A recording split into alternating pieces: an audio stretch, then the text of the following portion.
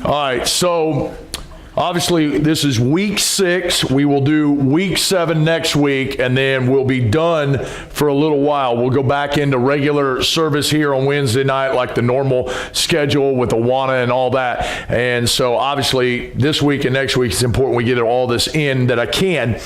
I am going to come back in the fall and do 6-week periods where I take each subject that we've kind of overviewed and go more in depth with it. And so obviously we'll get started here tonight.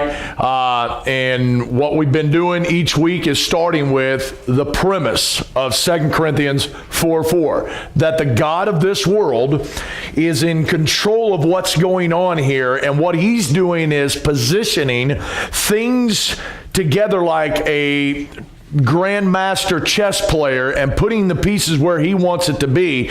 And what's sad in all that is the Bible believer, the guy who is born again, believes the Word of God, takes it as absolute truth, should be the forerunner or the front runner of explaining a lot of what goes on in this world and going, oh yeah, absolutely, all that's happening because it's all working to exactly what God said it would happen in the tribulation. And so what we've been doing is, this is a pattern that I put together, and there's a whole lot more we could add to it, but this is what we started with, and we've been going around this thing, and Rosicrucian, Nephilim, the Jesuits, Hollywood that we dealt with last week, the Bilderbergs we haven't even gotten to, the Vatican Pope we haven't gotten to, Freemasonry we just touched on, we never even got into it, Knights of Malta we haven't even touched, the JPL, Babylon Workings, Hellfire Club we mentioned, the Trilateral Commission, Council on Foreign Affairs, transhumanism, which is where I hope I'm going to finish next week because of how important I think it is.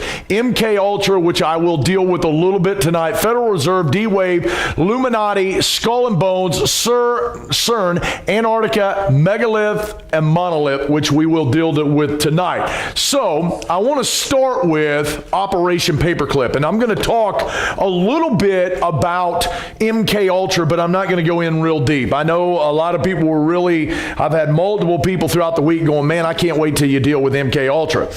I'm not going to deal with it in depth because I don't think everybody's ready for that one. That is a subject that if you really dive into, will freak you out. It'll blow your mind. And I don't think that everybody is at a place where they can go, okay, I get it. So that is one of them that I will deal with in the fall and go more in depth about on a Thursday night. Then I can kind of gauge and go, okay, this is a Thursday night class. If you choose to come to it, great. If you don't, it's no big deal. It's not a church service per se.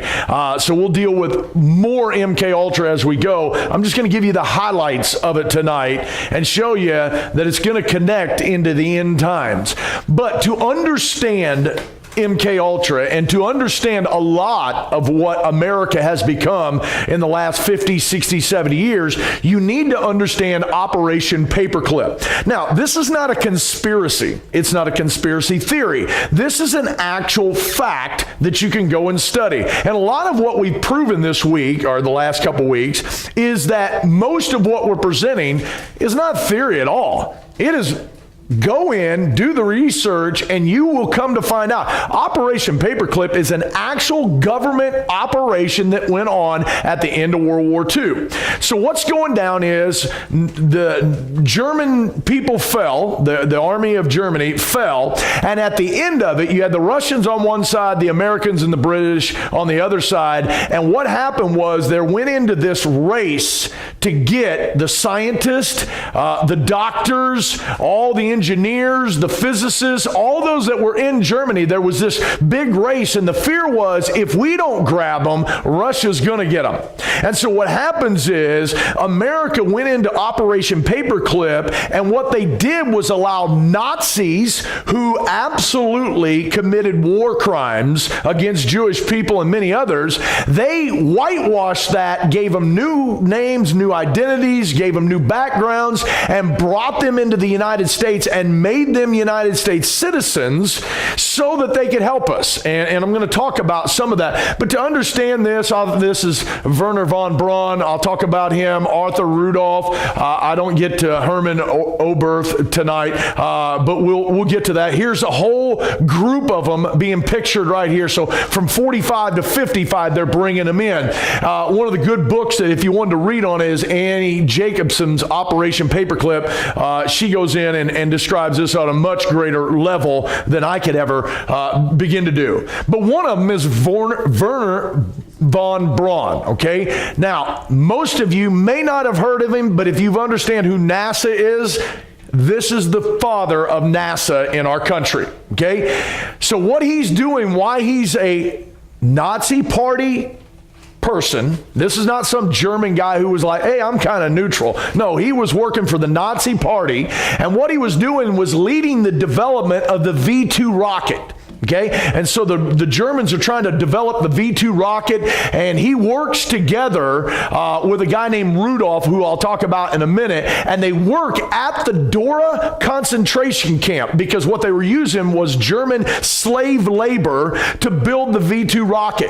Come to find out, 20,000 people died because of the conditions at the Dora concentration camp down in this cave, and because of the beatings and the poor conditions and the hangings, 20,000 people died. Matter of fact, more people died building the V-2 rocket than was ever killed by the V-2 rocket. And so this guy is right here in the midst of it. Do you understand? Without him, you don't have NASA.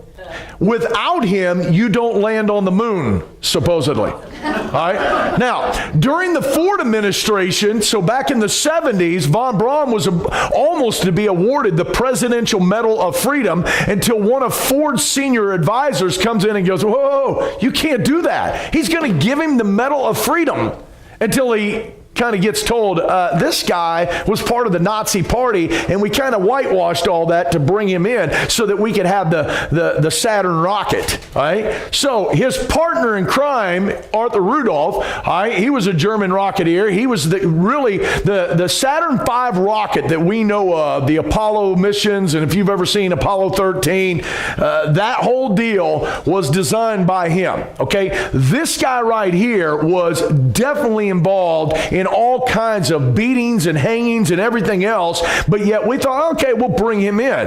And so in 1984, it was brought to the public of who he was and what he had done, and so they were going to try to get him on war crimes, and so he agreed in a plea deal, I'll give up my U.S. citizenship if I can just go back to Germany, and so they allow him to do it. So these are two guys out of a lot of guys that came over, and I just showed you those because they're the most famous. However, in the midst of all of that, many doctors and psychologists and those type of people were coming over, biologists, people who were doing all kinds of experiments on those in the concentration camps.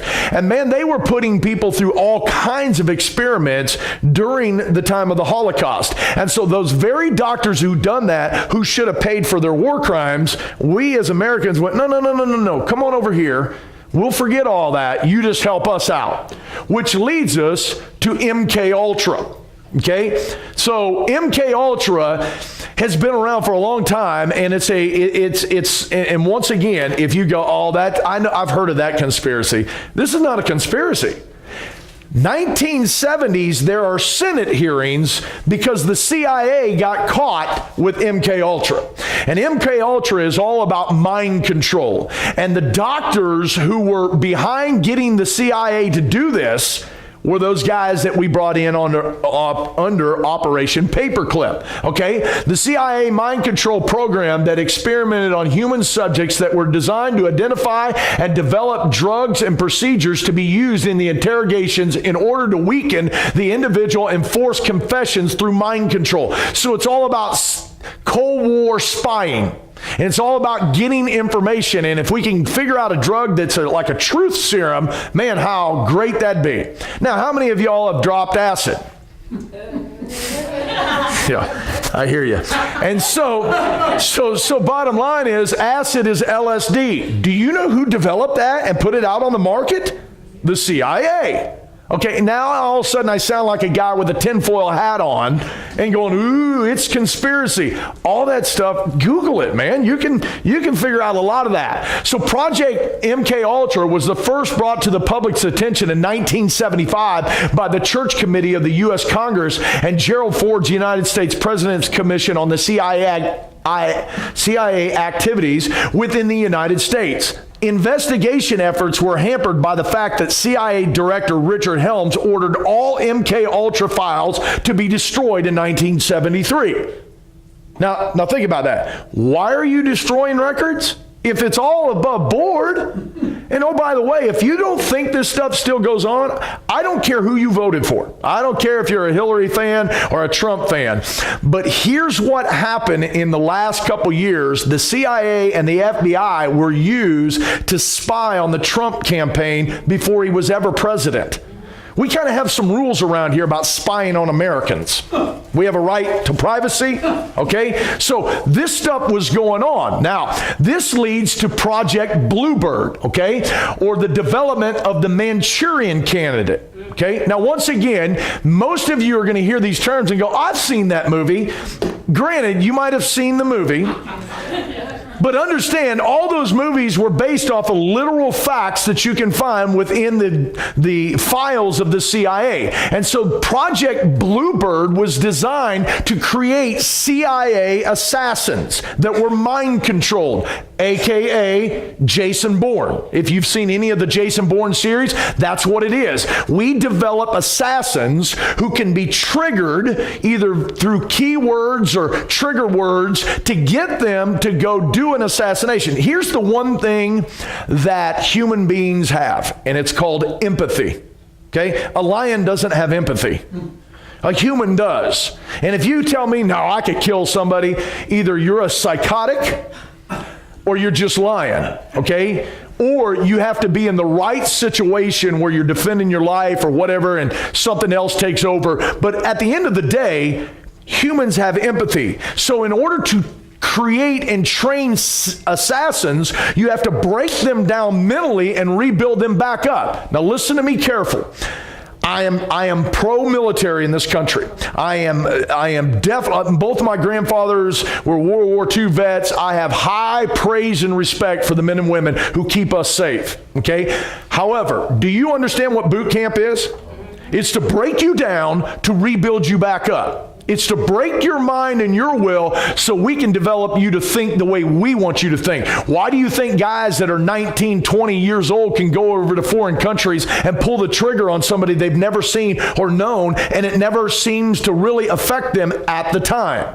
Because of that deal. What we're really good is at training them. What we're not good at is deprogramming them to put them back into society. Okay, so here's what we got. If you've seen Jason Bourne, a picture of that. Now, Bluebird was approved by the CIA director on April 20th, 1950. Now remember, they don't get caught until the 70s. Okay, so you're talking, 25 years of this going on? In August of 1951, the project was renamed Artichoke. Okay, so here's what goes on.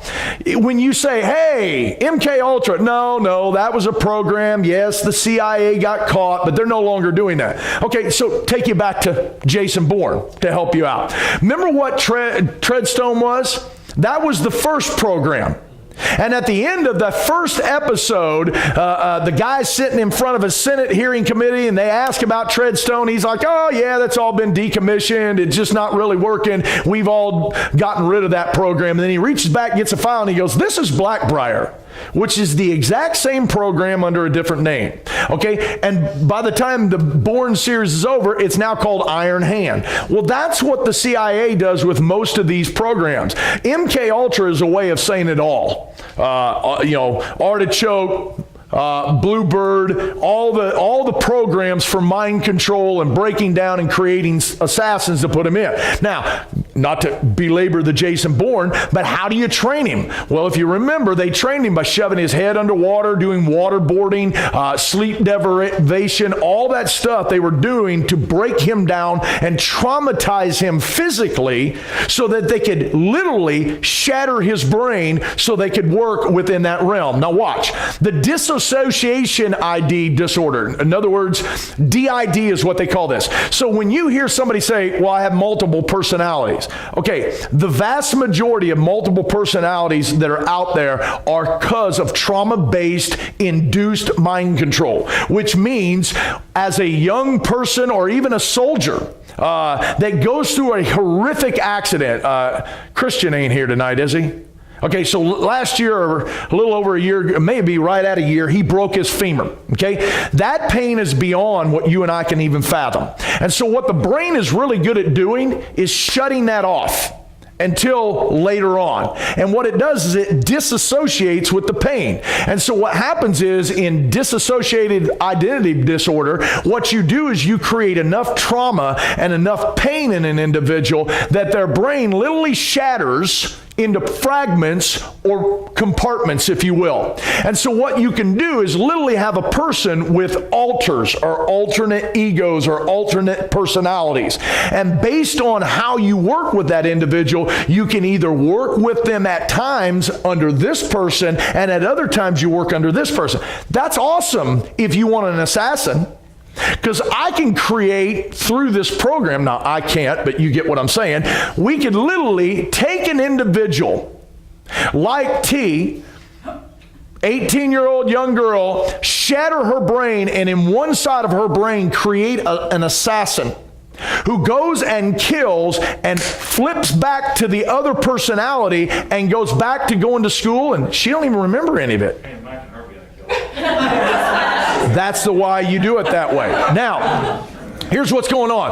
It's multiple personality disorder. It's a mental disorder characterized by at least two distinct personalities. There's often trouble remembering certain events beyond what would be explained by ordinary forgetfulness. Now, DID is believed to be caused due to childhood trauma. In about 90% of the cases, there is a history of abuse in childhood, while other cases there are linked to experiences of war or health problems during childhood.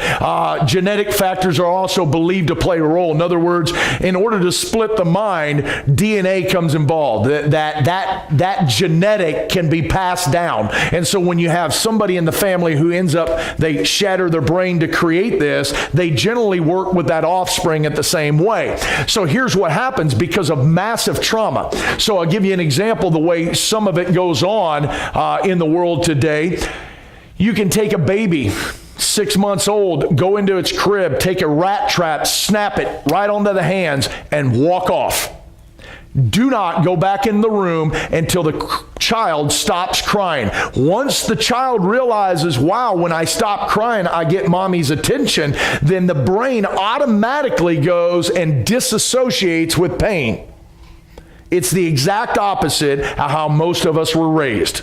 Okay, and that's what creates. So what you have is you have young people who go through sexual trauma, physical trauma. And by the way, some of this doesn't have to be CIA induced. Some of this can happen because of the chaos of sin in people's family, of all kinds of abuse, whether sexually or physically or mentally. And a lot of this goes on within religious systems. And in the fall, I'll deal with that. Okay, now people diagnosed with DID often report that they have experienced severe physical and sexual abuse, especially during early to mid-childhood, sometimes connected with religious practices. And that's one of the reasons why I said I'm not going real deep into this tonight, because if I got into the details of what really goes on every day in America with this, it'll freak you out. There are times that I have to just stop studying and go, okay, I'm done. I can't listen to any more of that. Now, so if you say, I don't buy into that, I don't believe any of that, well, here's your boy Bill in 1995 apologizing for the government doing it. This report I received today is a monumental document in more ways than one. But it is a very, very important piece of America's history, and it will shape America's future in ways that will make us a more honorable, more successful, and more ethical country. What this committee learned, I would like to review today with a little more detail than Dr. Faden said, because I think it must be engraved on our national memory. Thousands of government-sponsored experiments did take place at hospitals, universities, and military bases around our nation. The goal was to understand the effects of radiation exposure on the human body. While most of the tests were ethical by any standards, some were unethical, not only by today's standards, but by the standards of the time in which they were conducted. They fail both the test of our national values and the test of humanity. Informed consent means your doctor tells you the risk of the treatment you are about to undergo. In too many cases, informed consent was withheld. Americans were kept in the dark about the effects of what was being done to them. The deception extended beyond the test subjects themselves to encompass their families and the American people as a whole. For these experiments were kept secret, and they were shrouded not for a compelling reason of national security, but for the simple fear of embarrassment, and that was wrong. So today, on behalf of another generation of American leaders and another generation of American citizens, the United States of America offers a sincere apology to those of our citizens who were subjected to these experiments, to their families, and to their communities. So, there's the President of the United States. Now you say, well, he's talking about radiation, which is one part. He's not going into all the details. That's one part of the process of testing in the MK Ultra world, exposing the body and different things to radiation. Now, what's happened is, to tie this into last week, the MK Ultra program has now moved into Hollywood. And what you'll see, if you pay attention, is you'll see glitches, because what's happened is the brain has been reprogrammed. And just like a computer, you ever see your computer freeze up? And you're going, what is it doing? It's just doing the spin thing. Same thing. You're going to see a glitch. Now, I'm going to skip through some of this, but this is my girl, Roseanne Barr. I go to Hollywood parties, or, occasionally I go to Oscar parties and things like that.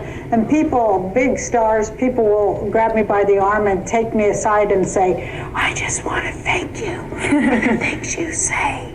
And it blows my mind, but that's the culture. It's a culture of fear for sure.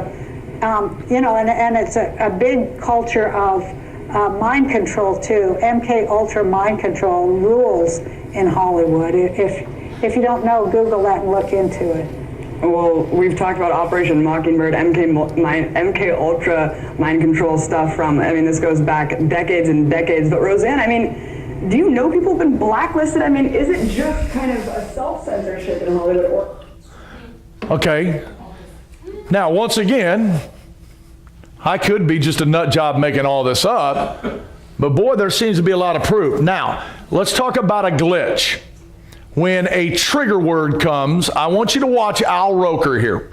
I want you to watch his expression when Matt Lauer and the other girl are acting like they're dancing, and somebody says, yeah, back in Catholic school, they told us to leave enough room for the Holy Ghost. Soon as the word Holy Ghost is mentioned, watch Al Roker, and once he starts, count the seconds. Alongside Matt Lauer and Al Roker. Will someone do the junior high You gotta make it real awkward. That's exactly how you have to have a certain amount of distance between the bodies in junior high. Yes, like they say in Catholic school, leave room for the Holy Ghost. Anyway, there is a lot of memories today, actually. It's a big day in music history. 35 years ago today, Elvis Presley passed away, the king of rock and roll. And as Mark Cohn says in his great song, Walking in Memphis, there's a pretty little thing waiting for the king down in the jungle. 17 seconds, he goes off into a stare. By the way, there's a girl on CNN in the mornings, I forget her name. She has this same breakdown. I could literally spend the whole night giving you glitches. I don't know. I guess somebody goes, hey, dummy, wake up. So, okay, let's talk about Britney for a second. Britney Spears. Okay, so here's what happens is everybody kind of goes and gets in their early 20s when they're a Hollywood star as a child, and they get in their early 20s and they have these breakdowns, right? And they go off to drug rehab. You sure it's drug rehab or is it reprogramming? Now think about this. Who just shaves their head out of nowhere and starts beating up a car one night? You know, watch this. Now, DID, dissociation disorder, you have multiple personalities. Listen to her voice when she's being interviewed and she has a glitch. Okay?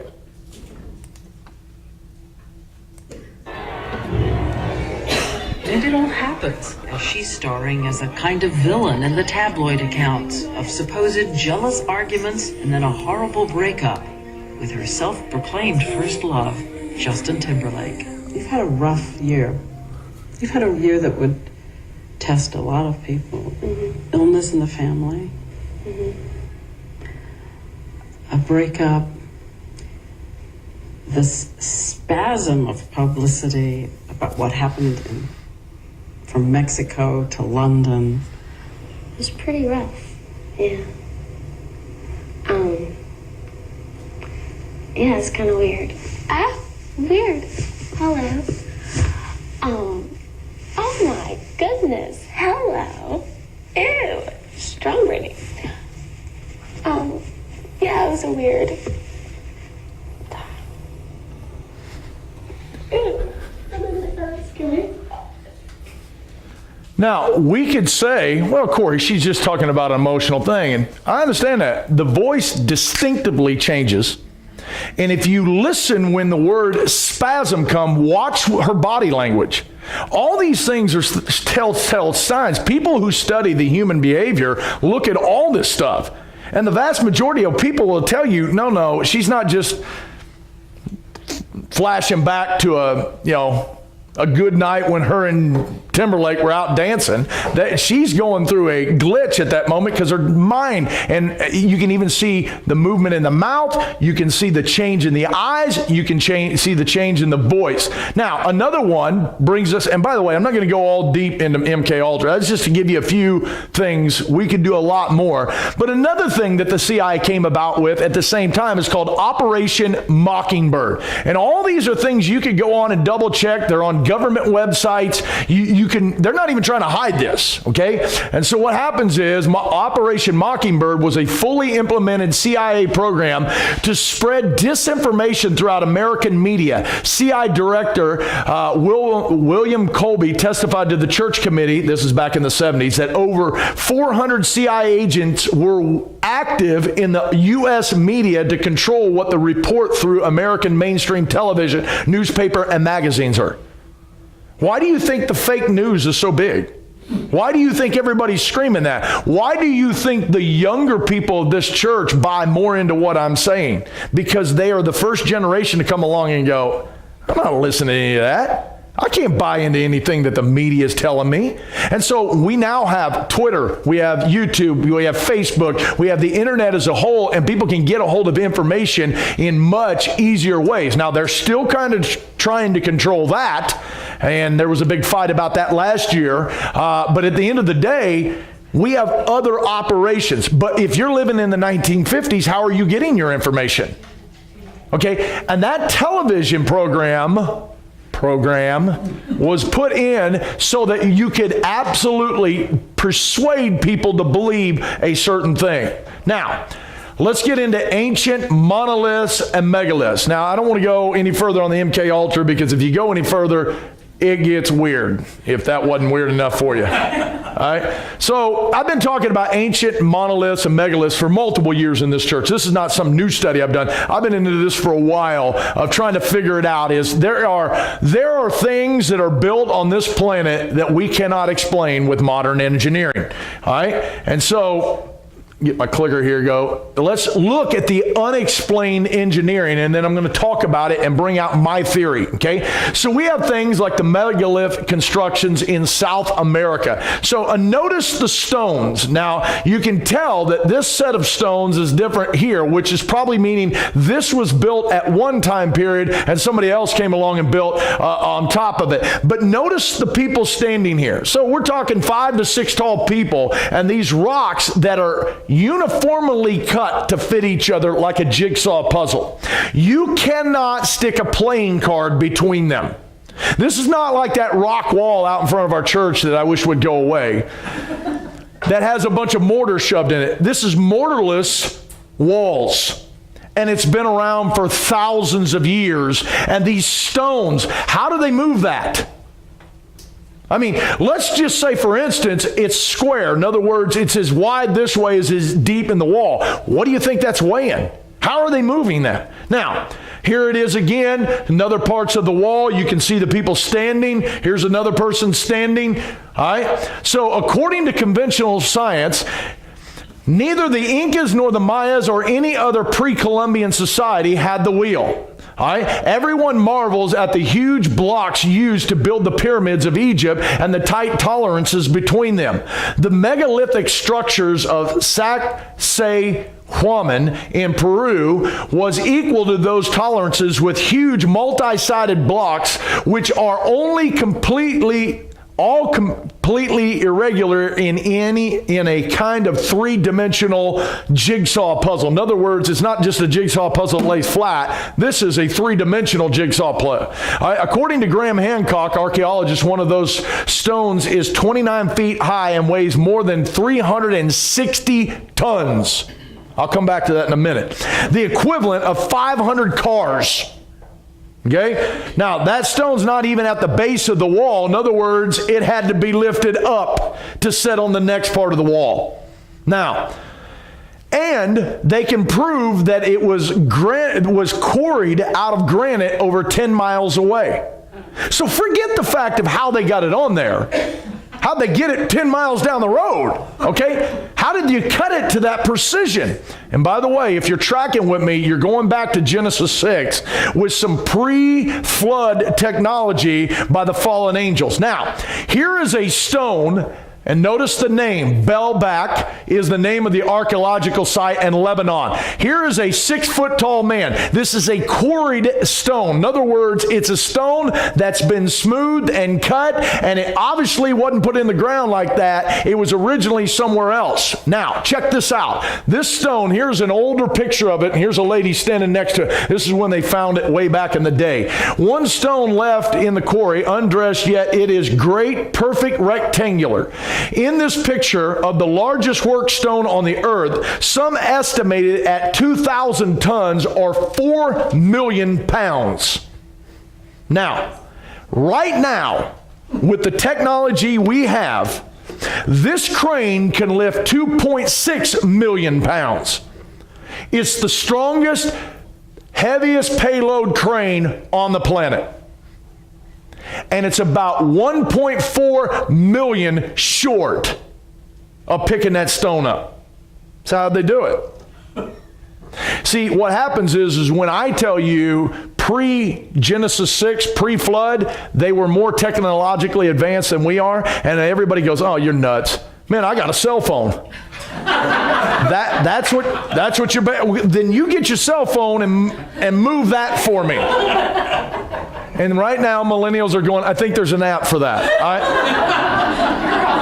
So once again, here's some more stones that have been laid around. This is in that same area. Obviously, that stone I just showed you was one that hadn't been